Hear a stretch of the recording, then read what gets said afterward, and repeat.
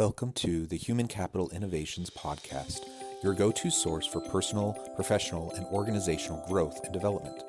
We hope you tune in often for all things people management, organizational development and change, organizational leadership, and social impact related. Maximize your personal and organizational potential with Human Capital Innovations Podcast.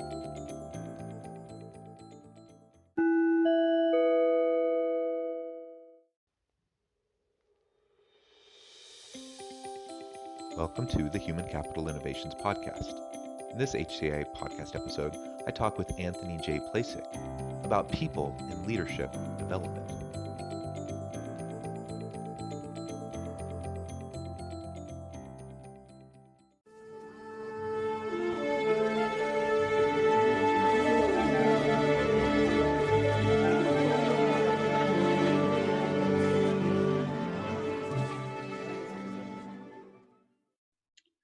Anthony J. Placek, welcome to the Human Capital Innovations Podcast.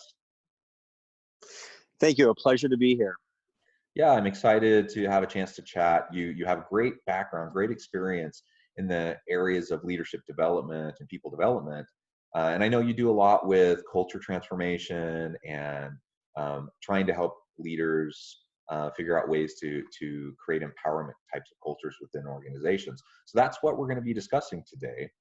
Before we get started, I just wanted to read Anthony's bio for everyone. Anthony Placek is an expert in the fields of leadership development, cultural transformation, and operational consulting. He has over 15 years of experience as a strategic operations leader and proven success in growing and scaling and healthcare operations, improving quality, profitability, and strengthening brand share through creative organizational management and leadership. Anthony started his career as a physical therapist. He quickly took on increasingly complex and progressive roles in healthcare operations management. Over the last several years, he has been a strategic and critical leader, consistently driving growth, profitability, efficiency, and the highest standard of healthcare services for a collaborative approach to team building and cultural enrichment. What a great background, a really interesting focus that you have. And I'm super excited to have the chance to chat. Anything you would like to share with everyone by way of personal background or additional context before we get started? I think that, the only thing to really share is that, according, in regard to the bio, is that this pathway that I've stumbled through and on in personal growth and development around leadership development has been one that has been an exploration through my personal experience and much in the way of research on the literature and leadership, and in particular leadership relevant to neuroscience. And so I think my ideas and the framework that I've developed originates from a place of learned mistakes and walking down a path where I was able to reflect on those mistakes and grow as an individual. And arrived at, an opportunity to continue to reflect and research where I was at, seeing remarkable success with when applied. And so it gives people the tools they need to really accelerate their leadership approach and ultimately get results. So it's a culmination of some trials and tribulations, and some research, but ultimately a great framework to give people a little bit of a jump start and perhaps not fall down some of the traps that I did and fell into as a young leader. Well, yeah, and there's so many pitfalls, and we all, we're all imperfect. We're all going to make mistakes, and we're all going to have things that later on we're going to look back on and with shake our heads and dismay that, like, why did we do it that way? That's always going to happen, but we can definitely learn from others and learn from the challenges others have faced and how they've responded to them. And so I love that approach that you take. And something that you just said that really intrigued me that I thought we could start with is the neuroscience of development, of leadership and people development. Tell us a little bit more about that, what you found as you've looked into the research, as a kind of a foundation for how we can start to move forward with productive development efforts in our organizations. Yeah, I think, really contextually, the point is come to understand mindset, and mindset really predicts the behaviors that you see. And the start point, and where I think, you know, a lot of people struggle is really defining who they are as a leader, and not really understanding perhaps how they're showing up. And it's paramount to understand yourself well, and how perhaps you're being received in that context. That really is the start point of the program. And in a neuroscience perspective, it's really getting to understand your personality, your communication style and approach, and your motivations, because those things, although perhaps you recognize them or sometimes you don't, you're bringing them to your interactions that you have while leading others. And if you don't have awareness to those blind spots, um, you can really perhaps lose the ability to connect with your team, and it can really create perhaps friction, or a little bit of a longer road to get the results that you desire. Yeah, yeah. Um, I think that's a really important thing to remember, a good perspective to have as we try to move forward. And there's so much interconnectedness between our own personal development in our own leadership capacities and that of our people, in helping people on our team, prepare for perhaps future roles or future opportunities they might have. There's so much interconnection with all of this, and the neuroscience, the personality elements, and the interpersonal relationships and communication elements that all will drive, the either the success or the failures and the setbacks that organizations and their people may find. Um, I'm curious about what you think leaders should do as they're starting to put together a development strategy for their people and their organization. What are some of those first steps that they should be setting up? Some of the first questions they should be really considering? Sure, that's a great question. I do want to trail back a minute and capitalize on something that you mentioned, and that's communication. You know, how we think and communicate creates the connections in the community that helps build the culture. And you know, for me, I think going back to the element of neuroscience, and not only understanding who you are, but also understanding your team. It allows you to communicate with the right approach and right style that would resonate with them. And there's quite a bit of research out there on social emotional intelligence, but ultimately people connect, and they connect through a little bit of an innate sense of communication through the amygdala. It really is how we're sensing things around us, versus in particular the words that are being used. And I think to understand where you're at and how you may be perceived around some of your communication, verbal and nonverbal, is critically important. And so the crux of really moving people in a direction as a leader or influencing them is through the right methodology and positive communication. And so I think in order to understand where the start point is, to get back on track with your question, and what the foundation is, you have to understand where you're at as a leader, your approach, your style in communicating. You have to in a lockstep to that, understand your team and engage with them and understand their personalities and their style of communication. I think those are the foundational pieces, so that you can have that innate engagement that we all sense as human beings, from a neuroscience perspective. But as you overlay the concept of connection, you also have to be aware of the style that you may need to take in a moment given the situation, and also perceptually where your employees are at in that same situation. And so I think having a sense of understanding of the style that you may need relative to that personality, and how to communicate with that personality that will resonate to address the particular situation that needs to be addressed in the moment.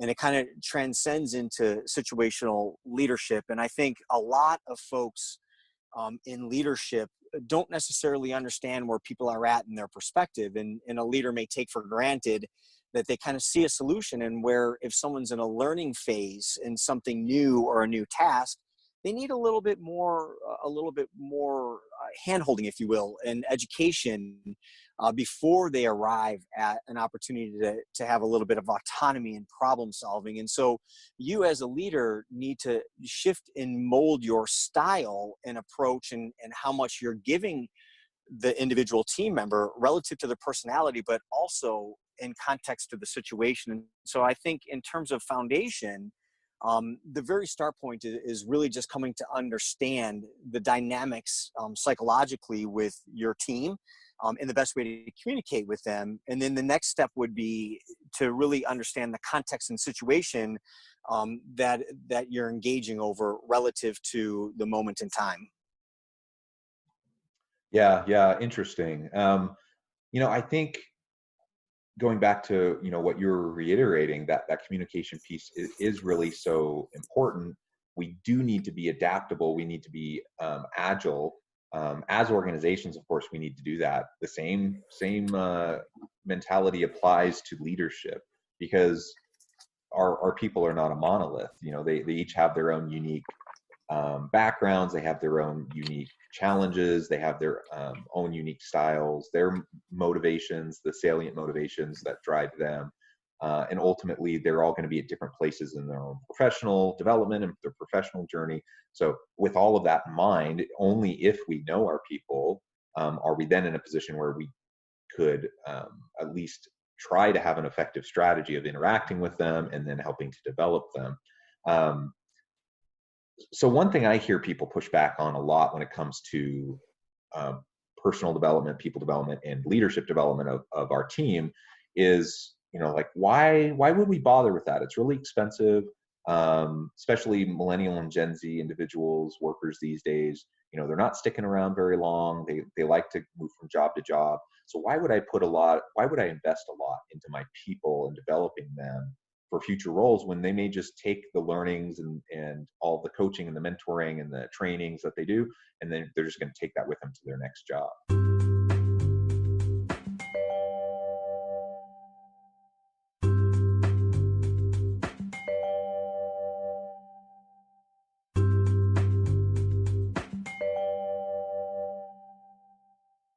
Yeah, I think that's a great question. But I think that is a scarcity mindset approach in leadership, where you're concerned about not investing and pouring in others because they may take that elsewhere. I think as a leader, fundamentally, you're there to influence others, and you're there to empower them and inspire them to arrive at the best version of themselves. And I think that's fundamental in leadership. And people, going back to the signs of it, feel that you have their best interest in, and it really deepens the relationship. And when you are concerned about their well-being, their progress, and their growth, and you invest in them, you start to establish trust. And I think that's the most fundamental element in a relationship, in particular in a working relationship. Because if there's not trust, and you're concerned about putting forth your effort and losing that effort, you're going to be reluctant to share, and that actually would drive more of a wedge in that opportunity of building trust. And so I think that you have to go into it knowing that if they do leave and they're onto something better, that you left a positive mark on them, and that's what you can and have that opportunity to do as a leader. And that's okay. It's not time lost. Although sometimes our egos can get in front of us and feel, hey, I was slighted and I invested in you. But at the end of the day, it's not about you as a leader, it's about them. And to put that trust forward and invest in them, I think you build that better relationship, and perhaps they're less likely to jump ship because they know that you are there for them, and that you're trying everything that you can do to pull them along to the highest level that they so choose to arrive at or aspire to arrive at. And I think that's, the important piece of the system that I have. And it moves into the next pillar of the system, and that is building that culture around you. And culture is based off of trust and alignment, where you are there to help pull everyone in that same direction.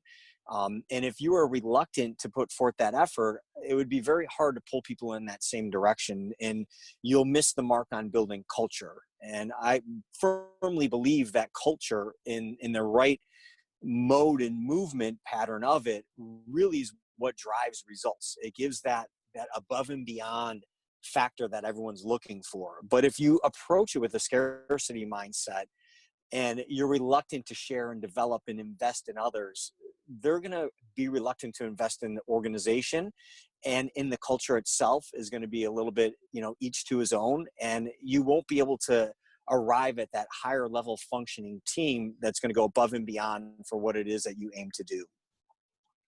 Yeah, amen. Well said. I completely agree. And what a great response to that question. It really is such a common question, though. It kind of frustrates me every time I hear someone ask it. I feel like I want to pull my hair out a little bit or bang my head against the wall, because anyone who's asking that question, I feel like they're kind of fundamentally missing the point of what it means to be a leader. And yeah, we just don't know. We don't know what people are going to do. We don't know where people's priorities are going to be in a year or two from now, and we have no way of predicting how anyone is going to how, if they're going to stick around or if they're going to move in a different direction, for a whole huge variety of reasons. And so, but if we approach it from a scarcity mindset, as you described, and ultimately we're driven by fear, driven by this perception that we're just going to end up wasting our time and our energy and our money on these people, we're basically going to ensure and guarantee that good people are going to leave. We're going to ensure that people aren't going to put their best effort in to the organization, because why would they if we're not investing in them? And why wouldn't they jump ship to go to the next opportunity that looks better? Because they're clearly not going to be getting an incredible experience working with you if you have that kind of an attitude. So I think that's key, that we have more of an abundance mindset, that we realize that together, as we lift each other, the whole ship is raised, and everyone has an opportunity to be better. The culture is stronger. People will be more creative and innovate because there's more trust, because people feel bought into each other. I think that's just such an essential foundational element to having any good people and leadership development strategy within an organization, is we just have to know that we will invest in some people that will choose to leave, and we will invest in other people that will stay. But it's the culture that matters, to be able to drive continued creativity, innovation, and success for the organization. 100%. 100%. Yeah. Well, so maybe my last question as we wrap up our discussion today. We work to develop our teams, we work to develop their capacities, and hope that we'll have a pipeline of future potential leaders that can grow into roles, that might be stretch roles for them down the line. But how do we develop a pipeline for senior leadership types of roles, especially in with younger employees, millennial, Gen Z workers? What have you seen in organizations that have been successful in preparing those workers to tackle some of the complex types of challenges that they would face in senior leadership opportunities? That's a great question, and my thoughts around that is really one, going back and on the aspect of culture, and on creating a environment where there's trust. Where there's trust, you allow, as you mentioned, the creativity, the innovation, the openness. And with that openness, you really allow for a sense of inclusion, and people having that ability to contribute more, share their idea. And I think that as you do that, you need to learn in order to be equipped to take on some higher levels of responsibility. I also would say hand in hand with that, as you develop trust, there's an art to delegation. And as you're engaging your team and your employees, and you're looking to help them ascend through the ranks, they need the context and understanding. And so you have to bite off, little chunks of responsibility, and and let them grow into it. Let them lay out your expectations clearly, but also, let them try and let them try their own way. And going back to, how I opened up about failure is okay. In particular, if you reflect and learn from it. And I think, starting off on those small concepts and allowing people to grow into it comfortably and not worried about being judged or saying, hey, you're not going to get this job because you didn't get this task done, again, would be that short-sighted scarcity, but allowing to explore them to take on a task and see how they problem solve and help coach them along, so that they can arrive at a sense of autonomy in managing that responsibility, and perhaps even push them along the lines towards mastery. And I think that as they unfold and become more skillful with added responsibility, it allows them to feel more contributory to the organization, and they feel greater purpose with that contribution. And it really goes hand in hand with ultimately motivating them and teaching them that, yes, this is a process. You might not know everything up front, but you're going to learn it. And as long as you are thoughtful about it and approach it and communicative, we're going to work together to get you there so that you have the context you need to be successful in that next stage of role at the senior level. Yeah, excellent. Well said. And with that, Anthony, we are drawing close to the end of our time together today. But before we close, I want to make sure that I give you a chance to share with listeners how they can get connected, find out more about what you're doing currently. Absolutely. The concepts that I've pulled together is a framework.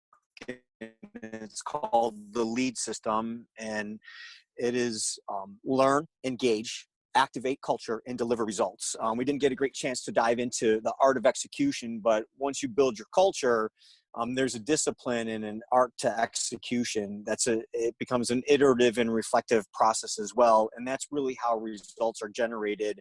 And that walks lockstep with the last answer that we had relative to delegation and giving people more opportunity to contribute to the organization. And so the LEAD system is the framework that I look at. It's a malleable framework in which it's a lens of analytics, but also a system and approach that you can implant in terms of cultural development and learning and development for your team. That said, the best way to reach me regarding the framework, as well as the opportunity to consult and hear a little bit more of my operational ideas and expertise, would be through LinkedIn, or email at ajplacek, the numbers 12 at icloud.com. Wonderful. Thank you so much, Anthony. I really encourage listeners to reach out to Anthony, get connected, see more about what he can do to help you. And Anthony, our time was short today, but this was a great conversation. Perhaps we can continue it another time and go a little bit deeper into some of these topics, because it's so important. And I think all organizations are grappling with, how to develop their people, how to attract and retain the best people in this knowledge economy, how to make sure that we are prepared to upskill and reskill our workforce. All of these types of interrelated types of issues are really important in the modern economy. Thanks again for joining us, and I hope everyone can continue to stay healthy and safe, that you can find meaning and purpose at work each and every day. And I hope everyone has a great week. Thank you. Thanks for having me.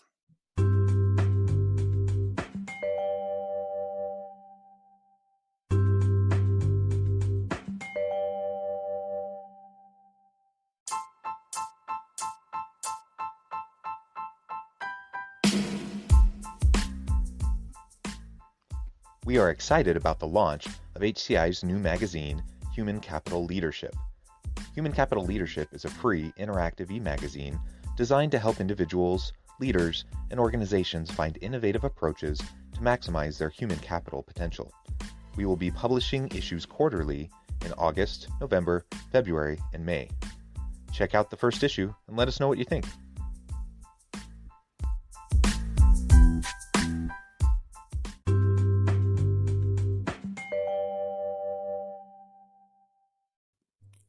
Thanks again for joining us for this episode of the Human Capital Innovations Podcast.